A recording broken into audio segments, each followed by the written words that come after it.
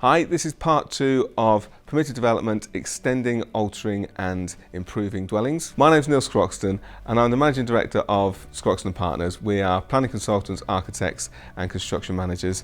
If this is your first time to the channel, welcome. Please feel free to subscribe and tick the little bell so that you get an update when we put out new content.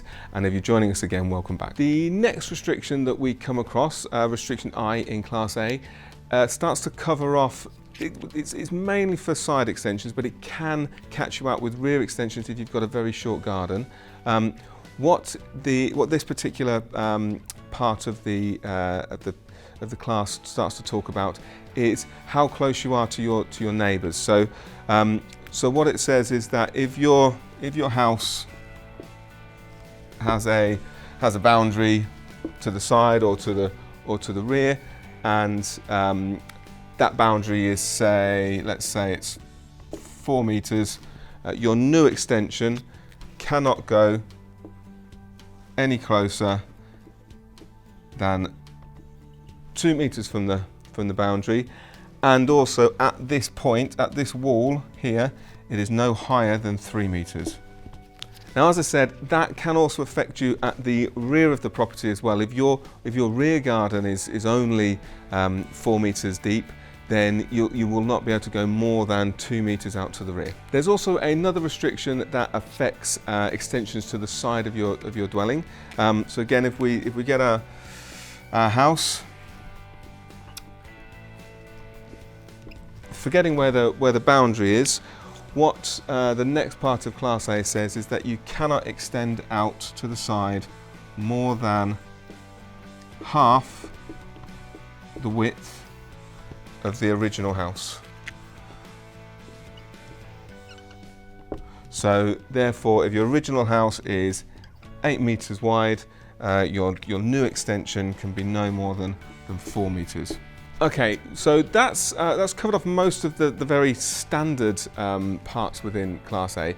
Where things start to get a little bit trickier is where you've got houses that are not square in footprint or rectangular in footprint. Houses that are maybe an L shape start to cause a little bit of confusion, and so what we get there is we then get restrictions on what can happen where you infill part of the L. So what I mean by that is, if you have a house that has one part that goes back further than the rest, so let's say this is the front of your house and this is the rear. So you see this a lot in Victorian houses. Victorian terraced houses are often this shape.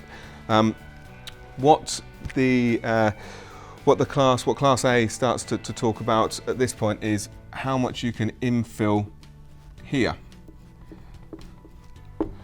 And it's very similar to the rest of the rules in that basically this part you end up, the way they class it is that you have 2 rear walls. So you have a rear wall here and a rear wall here, and so what the class essentially says is that this distance can be a maximum of 8 meters if you are a detached dwelling and a maximum of 6 meters if you're an attached dwelling. As I said, as we're moving through the class, we do start to come across more and more situations where they've had to add on little bits of extra information to the class to try and clarify what they mean. So one thing that does happen is that you might move into a property, or you might own a property that's already been partially extended, but that extension is actually less than what you could have under permitted development.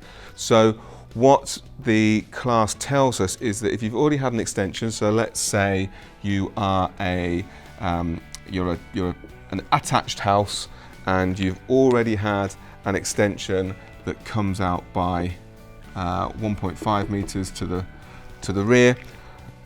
The clarification that Class A puts in for us is to say that you can still extend, you can still have some more extension under permitted development, but you can only go out to the maximum, so that 3 meter point, you can only go out to the maximum that the class tells us in the earlier parts of the document. And this is true of all of the permitted development classes. You can add up permitted development from all the different classes to use on your property. But in each case, if one has already been enacted and it's not at that maximum, it can go to the maximum point, but it can't go beyond. And then finally, the last part of the main body of Class A covers off another sore topic that you can't have under permitted development, and that is verandas, balconies, terraces, chimneys and tenors. There's a list of things that you can't add onto your property under PD,